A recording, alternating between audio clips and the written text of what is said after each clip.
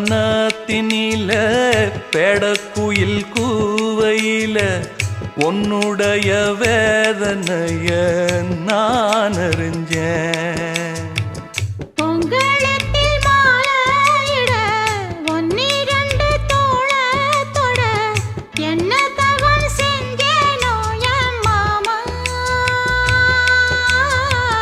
வண்ணக்கிளி கையத்தொட சின்ன சின்ன கோலமிட உள்ள மட்டும் வழியே நானே